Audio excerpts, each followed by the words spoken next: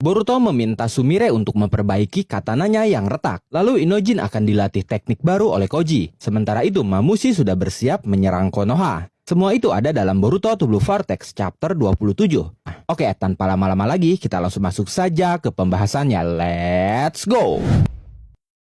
Boruto to Blue Vortex chapter 27 menampilkan Inojin dalam sampul halamannya. Chapter ini berjudul dengan mempertaruhkan nyawa. Seperti biasa di halaman awal ada sebuah catatan samping editor yang kali ini berbunyi. Setelah kekebalan mereka terhadap pesona itu terungkap, Sarada dan Sumire terkejut. Bagaimana mereka akan menghadapi serangan mendadak Daimon? Chapter ini diawali dari akhir chapter sebelumnya, di mana Daimon masih mencekik Sarada dan Sumire. Tapi ternyata tidak lama dari itu, Daimon melepaskan cekikan itu yang membuat Sarada dan Sumire terkejut. Daimon terlihat sedikit kecewa, tapi tiba-tiba dia tersenyum sambil berkata, "Sekarang kalian mengerti kan? Aku bisa menyingkirkan kalian sesuka hati, bahkan sebelum kalian menyadari kalian sudah mati." Sarada berkata, "Kau tidak akan membunuh kami?" Lalu Eida berkata, "Dilihat dari manapun, itu tidak wajar. Bagaimana bisa kalian yang bukan seorang Otsutsuki tidak terpengaruh oleh pesonaku? Apakah itu karena hati kalian sudah dicuri oleh Boruto yang merupakan seorang Otsutsuki? Tidak, bukan itu saja masalahnya. Ada banyak gadis di desa yang berdebar-debar hatinya karena Boruto dan Kawaki. Jika satu-satunya alasan kalian bisa menghindari efek Zeno karena itu, maka aneh juga kalau tidak ada gadis lain yang sama. Meski begitu, kalian berdua tetap tidak terpengaruh. Hanya ada satu alasan yang bisa kupikirkan untuk saat ini. Akulah yang mengecualikan kalian berdua. Tentu saja aku tidak melakukannya dengan sadar. Itu artinya hal itulah yang benar-benar aku harapkan dari lubuk hatiku. Dan Zeno mewujudkannya." Sumire bertanya kenapa. Eida menjawab dengan berkata, "Sarada-chan, waktu itu kau mengatakannya kan, ayo kita berteman seperti biasa saja. Kau mengatakan itu membuatku bahagia, karena hal itulah yang selalu kuinginkan. Bahkan sebelum aku bertemu kalian berdua, mungkin karena aku pernah dikurung oleh Otsutsuki. Entahlah, tapi bagiku itu adalah sesuatu yang kuimpikan. Sebuah hubungan yang tulus dan normal. Dan sejujurnya, aku tidak bisa membayangkan kalian berdua mencoba menyakitiku sekarang. Lagi pula, ya jika kalian yang akan membunuhku, maka mungkin itu bukan cara yang buruk." Sumire dan Sarada terkejut mendengar hal itu. Lalu tiba-tiba Sarada berdiri, menggenggam tangan Sumire, dan mengajak Sumire untuk memeluk Eida. Daimon hanya diam melihatnya. Lalu Sarada menanggapi ucapan Eida sebelumnya dengan berkata, "Aku belum pernah mendengar yang seperti itu. Persahabatan yang mempertaruhkan nyawa." Eida berkata, "Sarada-chan, ada apa dengan pelukan berani yang tak terduga ini?" Sarada menjawab, "Ini cuma caraku menunjukkan tekad. Bahkan bisa dikatakan ini adalah tanda persahabatan." Sumire pun saat itu mulai memeluk Eida. Sumire berkata, "Aku tidak membencinya. Menjadi teman yang rela mempertaruhkan nyawa demi satu sama lain, itu adalah sensasi kebaikan yang terbaik." Eida lalu menanggapi pelukan dan ucapan mereka berdua dengan berkata, "Terima kasih kalian berdua." Saat itu Eida pun memeluk mereka berdua sambil berkata, "Senang bertemu denganmu lagi teman-temanku yang berharga." Melihat itu Daimon akhirnya tersenyum. Setelah itu beralih ke Kashin Koji yang sedang membicarakan tentang kemampuan Mamushi. Koji berkata, "Kemampuan Mamushi adalah membelah diri." Inojin cukup keheranan mendengar kemampuan seperti itu. Lalu Koji berkata lagi, "Tidak ada batasan jumlah seberapa banyak dia bisa membelah diri. Dia bisa membelah diri menjadi beberapa orang." Boruto bertanya, "Apakah itu seperti Kage Bunshin no Jutsu?" Koji menjawab, "Tidak, itu adalah hal yang sepenuhnya berbeda. Perbedaan terbesarnya adalah fakta bahwa semua individu adalah individu sungguhan. Terlebih lagi, cakranya tidak terbagi. Tidak ada penurunan dalam kekuatan ataupun kekuatan fisiknya." Shikamaru yang saat itu masih terhubung dengan mereka berkata, "Jadi maksudmu dia tetap sama kuat walaupun jumlahnya bertambah? Kau tidak sedang bercanda kan?" Koji berkata lagi, "Tapi dia punya kelemahan. Semakin dia menambah jumlahnya, semakin menurun kecerdasannya, dan itu tajam sekali. Selain itu, ambang rasa sakitnya pun berkurang, dan gerakannya pun menjadi lebih sederhana. Itulah celah yang harus kita manfaatkan." Shikamaru berkata, "Dengan kata lain, kau mengatakan bahwa solusi optimalnya adalah membiarkannya membelah diri hingga dia mulai bertingkah seperti orang bodoh, dan kemudian membasmi semua tubuhnya sekaligus." Koji berkata, "Tepat sekali. Ada satu hal penting lagi yang harus dicatat. Pastikan untuk menghancurkan kedua matanya. Tubuh dia yang kehilangan kedua matanya tidak akan bisa membelah diri lagi." Inojin bertanya, "Matanya?" Lalu Koji berkata lagi, "Tapi berhati-hatilah dengan mengurangi jumlahnya, karena penurunan kecerdasannya akan pulih lagi." Shikamaru berkata, Aku mengerti. Jadi kalau kita sisakan beberapa individu, kita akan kesulitan bertarung melawan mereka. Tapi kalau kita biarkan dia membelah diri terlalu banyak, maka kita tidak akan bisa mengendalikan situasi. Koji berkata, targetkan saja sekitar 20 hingga 30 individu. Dia akan menjadi lebih mudah untuk ditangani. Ini akan seperti saat kau melawan binatang. Lalu kau akan mengumpulkan mereka semua dan mengurus kawanan itu dengan satu serangan. Lalu Shikamaru bertanya, ini cuma teori. Tapi bagaimana kalau dia meninggalkan salah satu tubuhnya di markasnya? Sekalipun kita mengalahkan semua tubuhnya yang lain di desa, bukankah itu berarti kita gagal membasminya kan? Inojin menanggapinya dengan berkata,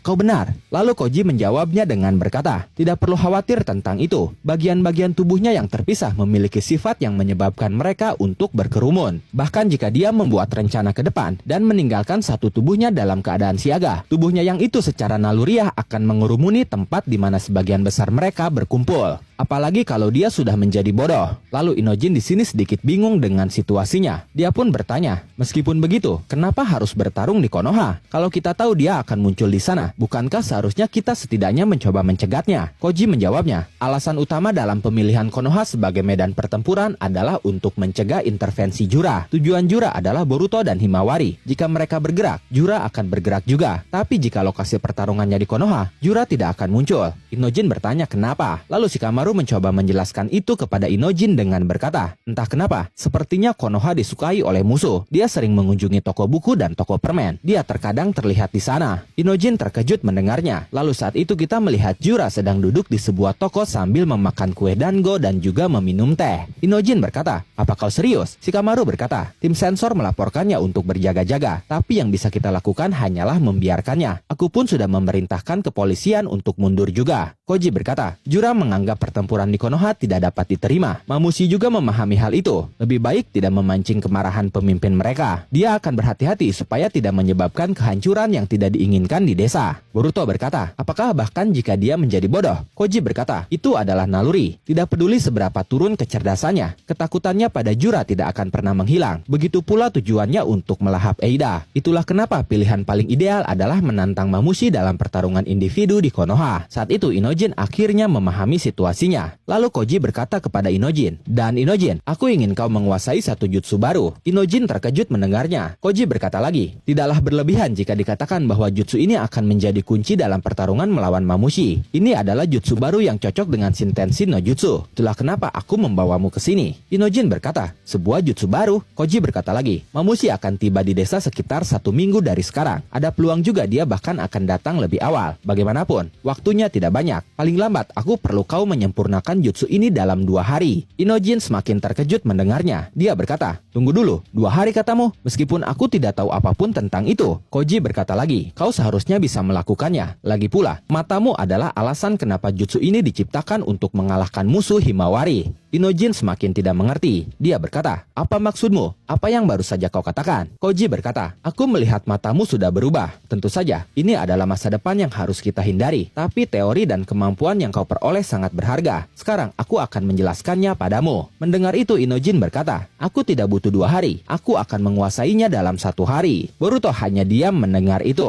Setelah itu beralih ke Amado. Dia sedang melihat komputernya untuk mengamati Jura saat bertarung di Sunagakure. Lalu Kawaki datang dan berkata, jadi kau menemukan sesuatu? Amado berkata, agak sulit untuk mengetahuinya dari informasi yang kumiliki. Tapi sesuatu pasti ada di sana. Dan pohon yang dia gunakan itu, melihatnya saja, aku berpikir bahwa tidak salah lagi, itu adalah pohon Shinju itu sendiri. Tidak hanya menyembuhkan luka-luka di tubuhnya, tapi juga berfungsi sebagai senjata yang kuat dan perisai yang tak tertembus. Kawaki berkata, jadi apa? Apa kau mengatakan bahwa dia tidak memiliki titik kelemahan? Amado berkata, ini bukan hanya tentang titik kelemahan. Kita mungkin juga akan berasumsi bahwa dia abadi. Kawaki berkata, dia bisa dikalahkan. Aku benar-benar merasakannya saat kami bertarung. Hanya saja tidak dengan kekuatan yang aku miliki sekarang. Aku harus menjadi lebih kuat. Mendengar itu Amado langsung berkata, Kawaki, aku mengingatkan ini demi kebaikanmu sendiri. Menjadi lebih kuat dari ini. Tapi sebelum Amado menyelesaikan ucapannya, Kawaki langsung mencekik Amado lagi sambil berkata, haruskah aku menghancurkan tenggorokanmu? Tutup mulutmu dan lakukan apa yang aku katakan tanpa basa-basi yang tidak berguna itu. Jika kau benar-benar ingin mendapatkan memberikan bantuan demi putrimu. Saat itu kita melihat tubuh Akebi yang masih tertidur di dalam sebuah tabung. Setelah itu Kawaki melepaskan cekikannya pada Amado. Lalu Amado berkata, sudah kukatakan, jika kekuatanmu bertambah, tubuhmu tidak akan mampu menahannya. Bahkan sebelum kau mampu melawan Jura, kau akan menghancurkan dirimu sendiri. Kawaki berkata, jangan biarkan aku mengulanginya lagi dan lagi. Aku tidak akan mengabulkan permohonanmu hingga aku berhasil membasmi musuh hingga ke akar-akarnya. Kau ingin melihat putrimu kan? Kalau begitu, berhentilah merengek dan terimalah takdirmu. Aku membunuh mereka semua terlebih dahulu, atau aku yang mati sebelum itu. Apapun yang terjadi, kau tidak punya pilihan selain bertaruh. Mendengar itu, Amado hanya terdiam. Kemudian beralih ke Konohamaru yang sedang diinterogasi oleh Kobu di ruang interogasi. Konohamaru berkata, aku sudah mengatakannya padamu. Aku adalah pihak yang menginterogasi Boruto, sesuai yang diperintahkan kepadaku. Kobu berkata, sayangnya, itu tidak membuktikan apapun. Wajar dan sangat normal bagi orang dalam untuk berperilaku seperti itu. Itulah kenapa perlu diselidiki, dan itulah alasannya kau ada di sini sekarang. Konohamaru berkata, setidaknya saat interogasi itu, aku sangat benci Boruto. Tapi sejujurnya sekarang, aku merasa ada semacam ketidakkonsistenan dengan citra publiknya sebagai pengkhianat. Kobu berkata lagi, aku tidak tahu apa yang akhirnya membuatmu terlibat, tapi aku yakin kau sedang dimanipulasi. Terlebih lagi, sungguh mengherankan kau bisa menyatakan asumsi seperti itu dalam situasi seperti ini. Apakah kau tidak mengerti posisimu saat ini? Setelah itu Kobu berbicara di dalam hatinya. Dia berkata, kejujurannya yang tidak bijaksana itu masuk akal. Dia pria yang agak tidak cerdas. Dia tidak memiliki sifat seperti mata-mata. Orang yang membantu pelarian Boruto pasti orang lain. Kemudian tidak lama dari itu, Shikamaru menghubungi Konohamaru melalui Shindensin no Jutsu. Shikamaru berkata, Konohamaru, ini aku. Jawab tanpa menggunakan suaramu. Konohamaru berkata, Chidaime-sama. Lalu Shikamaru menceritakan kejadian sebenarnya kepada Konohamaru. Dia berkata, aku tidak punya banyak waktu, jadi aku akan langsung pada intinya. Dengarkan dengan baik dan dengarkan dengan tenang. Orang yang membiarkan Boruto melarikan diri adalah aku. Konohamaru sedikit terkejut dan saat itu Sai sedikit curiga. Dia melihat gelagat yang cukup aneh dari Konohamaru. Lalu Shikamaru berkata lagi, aku memberitahu Mitsuki kode sandinya dan dia yang melepaskan borgol Boruto. Konohamaru bertanya, apa yang Shikamaru lakukan? Shikamaru berkata lagi, kau pasti sudah tahu, terutama kau yang saat ini. Lalu Konohamaru mengingat momen Boruto yang justru berusaha menyelamatkannya saat pertarungan, di mana saat itu Boruto berkata, ambil ini dan menjauhlah dari sini. Tunggu instruksi selanjutnya. Cepat pergi. Apa kau tidak dengar? Cepat menjauh dari sini. Lalu Shikamaru berkata lagi, ini mungkin hanya masalah waktu sebelum Kobu-sama mengetahui apa yang sudah aku lakukan. Konohamaru, aku minta maaf, tapi ini adalah permintaan tulus sepihak. Pinjamkan aku. Ah, tidak. Maukah kau meminjamkan kekuatanmu kepada kami? Tentu saja keputusan akhirnya tergantung padamu. Tapi jika kau bisa percaya padaku, maka tolong bekerja samalah dengan kami. Setelah itu beralih lagi ke tempat Eida. Saat itu Sumire pamit karena dia harus pergi ke laboratorium. Lalu di saat Sarada ingin pamit juga, tiba-tiba Eida memeluk Sarada lagi sambil berkata, kau tidak bisa kabur dariku Sarada-chan. Kita masih belum selesai berbicara. Sarada yang saat itu terjebak oleh Eida meminta tolong kepada Sumire. Tapi Sumire tetap pamit dan akhirnya pergi juga. Sebelum pergi dia berkata, sampai jumpa Sarada, selamat bersenang-senang. Lalu ketika dia keluar dari pintu, di sana sudah ada Boruto yang menunggunya. Sumire menyadarinya, lalu Boruto menyapanya hanya dengan kata yo. Sedangkan Sumire menyapanya dengan berkata, Boruto-kun. Kemudian Boruto mengeluarkan kusanaginya yang saat itu dia aliri cakra. Lalu dia berkata, ini adalah gaya pedang Uchiha yang bernama pedang berjubah. Aku hanya lengah untuk sesaat dan inilah hasilnya. Boruto saat itu menunjukkan retakan di kusanaginya kepada Sumire. Sumire berkata, itu retak. Lalu Boruto berkata, maaf ketua kelas, tapi bisakah kau memperbaiki ini hingga akhir minggu ini? Sumire terkejut. Dia berkata, kau ingin aku memperbaiki ini? Kemudian Boruto mengambil sesuatu di kantungnya. Lalu dia menyerahkan sebuah gulungan kepada Sumire sambil berkata, silahkan lihat ini. Sumire mengambil gulungan itu, lalu dia melihatnya, dan tiba-tiba dia terkejut. Sumire berkata, ini kan teknik ini?